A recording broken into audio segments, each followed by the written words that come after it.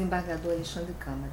Após 5 anos em tramitação no Congresso, o Senado aprovou nesta quarta-feira, dia 17 de dezembro, a reforma definitiva do Código de Processo Civil, que é de 1973. Excelência, o senhor não acha que as reformas devem se realizar em tempo menor? Acho que não. Uma reforma profunda como essa não é uma mera atualização de um velho código, é a elaboração de um novo código. Não pode ser feita assodadamente. Precisamos de muita reflexão, de muito estudo, de muito debate. Basta pensar o seguinte: o código atual, que é de 1973 e entrou em vigor em 1974, terá vigorado até o fim por pouco mais de 40 anos. Não se faz em 6 meses uma lei que seja capaz de vigorar por 40 anos, ainda mais uma lei dessa complexidade. Acho que 5 anos foi um tempo razoável. Certo. E qual a importância do novo Código de Processo Civil para a melhoria da prestação jurisdicional? Acho que o novo Código permite que a gente possa ter um processo moderno, um processo que é compatível com o que há de mais moderno no mundo e, principalmente, compatível com o Estado democrático de direito. O processo que nós temos hoje não é tão democrático assim. Então, eu vou lhe perguntar, pode-se dizer que a prestação da justiça está finalmente se modernizando com o novo CPC? Seria outra pergunta. O maior ganho seria mesmo a celeridade processual? Eu diria o seguinte: em primeiro lugar, a prestação de justiça não depende só da lei processual. Depende de uma série de outros fatores. Depende de fatores estruturais, depende de pessoal, depende de investimentos, enfim. Então, a elaboração de um novo código permite que nós tenhamos um processo moderno. Isto não significa necessariamente que a gente só agora vai entrar na modernidade ou que agora a gente resolva todos os problemas da pré-modernidade. Não. Eu diria que nós vamos ter um processo até pós-moderno. Um processo que está além daquilo que se convencionou chamar de moderno. Nós estamos entrando numa era de um processo pós-moderno. Infelizmente, com um judiciário que não é ainda pós-moderno, que precisa de muitas outras reformas estruturais e reformas que a gente não resolve com o Código de Processo Civil. Precisamos de reformas que são de política, de poder, e que não são de legislação. Entendo. Vossa Excelência destacaria algumas novidades no novo Código que poderiam impactar positivamente na maior agilização dos processos judiciais? Eu acho que, do ponto de vista da agilização, a grande novidade, sem nenhuma dúvida, é o tratamento dado ao julgamento das causas repetitivas, permitindo a fixação de precedentes que vincularão todos os juízes e tribunais. Entendo. O novo CPC traz novidades quanto aos métodos consensuais judiciais e extrajudiciais de solução dos conflitos? Ele traz, e isso é novidade para nós, um tratamento dos mecanismos consensuais de resolução dos conflitos, conciliação e mediação, mas o modo como eles serão tratados dentro do processo. Portanto, conciliações e mediações que se desenvolverão com processos já instaurados. Ele não fala, nem é o papel de um código de processo falar, da mediação e da conciliação extrajudiciais. Mas há aí uma importante inovação também. Sim. Com o novo CPC, há algum tipo de causa que poderá ser solucionada de forma mais justa e rápida? Veja, a gente não pode ver no Código de Processo, nem neste nem nenhum outro, algo voltado exclusivamente à construção de decisões rápidas. O problema da morosidade da justiça não é um problema de legislação processual. Eu lamento muito ver, e tenho visto com muita frequência, pessoas preparadíssimas e com as melhores intenções do mundo dizendo que com o novo código a justiça vai ser rápida. Eu não consigo dar ao código este papel. Ela até pode ficar um pouco mais rápida, mas não me parece que seja este o papel do Código de Processo. Nós talvez tenhamos um ganho de agilidade aqui ou ali, mas os grandes problemas da morosidade são os problemas estruturais. Não adianta ter um novo código se há cartórios que levam 6, 8, 10 meses para juntar uma petição. Não há novo código que resolva isso. As decisões serão mais ágeis, certamente, nas causas repetitivas, na medida em que nós teremos esses mecanismos que vão se voltar exclusivamente para a construção de decisões mais céleres nessas causas.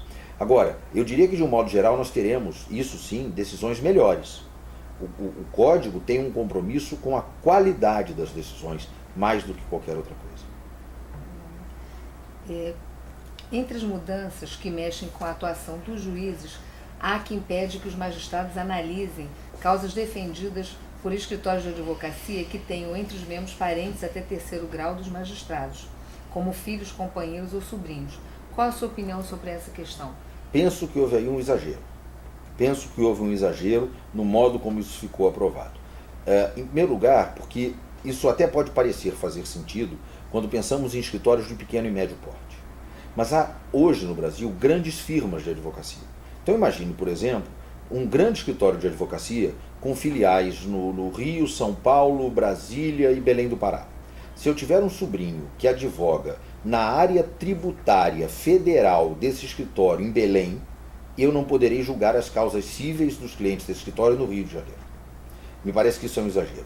Para piorar, estabeleceu-se que o juiz não poderá atuar nas causas dos clientes desse escritório ainda quando esses clientes estejam representados por outros escritórios. Então, se o meu sobrinho advoga no Departamento de Tributário Federal do escritório de Belém, eu não poderei julgar as causas do banco que é cliente do escritório em outra área, ainda que esse banco esteja representado por outro escritório. Não há nenhuma ligação entre o meu sobrinho, e veja que é um sobrinho fictício, eu não tenho esse sobrinho, mas entre o meu sobrinho fictício e esse cliente, não há nenhuma ligação e eu não poderia atuar. Parece-me que houve aí um grande exagero. E isso vai gerar, a meu ver, problemas graves. Imagine a hipótese de um juiz de juizado especial que tem um parente que advoga num grande escritório. Hoje, ele está impedido de atuar nos processos em que esse parente é advogado. Ele passará a estar impedido de atuar em processos dos bancos para os quais esse escritório advogue. Juiz de juizado que não pode advogar em processo de banco não pode ser juiz de juizado. Então, me parece que houve aí um exagero. Quiseram gerar uma impressão de uma pureza absoluta, de uma imparcialidade absoluta, e me parece que acabaram indo longe demais. Bem, como defensor dessa reforma já há alguns anos, só podia fazer um pequeno retrospecto, né, dessa sua defesa de reforma no Código de Processo Civil? Eu comecei a defender a necessidade de um novo código muito antes de se falar deste código. Ainda em 2005, tive a oportunidade de, em artigos que publiquei e em conferências que proferi, defender a necessidade da elaboração de um novo Código de Processo Civil. E comecei a defender isso publicamente em 2005, mas essa era uma ideia que eu já vinha trazendo de alguns anos antes, vinha amadurecendo de alguns anos. Mas então, há quase 10 anos, venho sustentando a necessidade de um novo Código de Processo Civil no Brasil. Durante algum tempo, meio que preguei sozinho no deserto. Vi depois outras pessoas aderirem a essa ideia, e há 5 anos, em 2009, tivemos todos da comunidade jurídica a feliz notícia de que se constituiria uma comissão para elaborar um anteprojeto do novo Código, uma comissão que foi presidida pelo ministro Luiz Fux, como é notório. Essa comissão elaborou um anteprojeto que foi encaminhado ao Senado Federal. Penso que o Senado aperfeiçoou muito esse anteprojeto, e então se aprovou uma primeira versão do projeto que foi encaminhada à Câmara dos Deputados. Tive a honra de ser integrante da comissão de juristas que assessorou a Câmara dos Deputados. Penso que fizemos na Câmara um bom trabalho. Na minha visão, o projeto aprovado na Câmara, o substitutivo da Câmara, é bem melhor do que o projeto que o Senado tinha aprovado, tanto que, na volta para o Senado, o próprio Senado propôs que o substitutivo da Câmara fosse aceito como texto base, com algumas pequenas modificações, e houve apenas 16 destaques, o que mostra que o projeto era um projeto que atendia a toda a sociedade. Alguns desses destaques acabaram sendo aprovados, outros não, enfim. Eu diria que o resultado final é muito positivo. Temos hoje, ou vivemos hoje a iminência de um código moderno, de um código compatível com o que de mais moderno se tem no mundo. Podemos ter orgulho do novo Código de Processo Civil. E Vossa Excelência pretende lançar alguma obra jurídica a respeito desse novo Código de Processo Civil? Certamente, alguns projetos já estão em andamento. Eu já participo de alguns projetos daquilo que a gente já vem chamando de comentários breves, que serão obras escritas por muitos autores em coautoria, até para que isso possa ficar pronto mais rápido, e que sairão logo depois da sanção do Código. Essas obras já estão sendo elaboradas.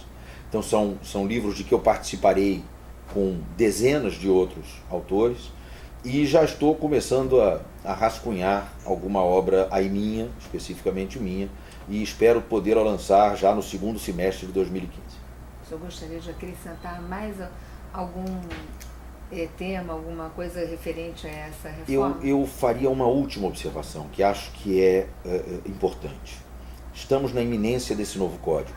Eu sempre tenho muito medo de que as pessoas olhem para o novo código querendo nele encontrar o velho, como se fosse só um rearranjo dos artigos que mudaram de lugar e mudaram de número. Se as pessoas fizerem isso, os resultados vão ser catastróficos. Nós precisamos olhar para o novo código sabendo que ele é um novo código, que ele propõe um novo modelo de processo, que ele propõe um novo paradigma. E, a partir desse novo modelo, das novas premissas, precisamos interpretar e construir um novo código. A lei é um ser vivo, no sentido de que ela não se esgota no momento em que é publicada. Pelo contrário, a partir daí, ela começa a se desenvolver, ela começa a ser construída pelo intérprete. Nós temos de olhar para o novo código, a partir do novo código, e não a partir do velho código. Se a gente fizer isso, acho que podemos ter a esperança de bons resultados. Muito obrigada. E eu é que agradeço.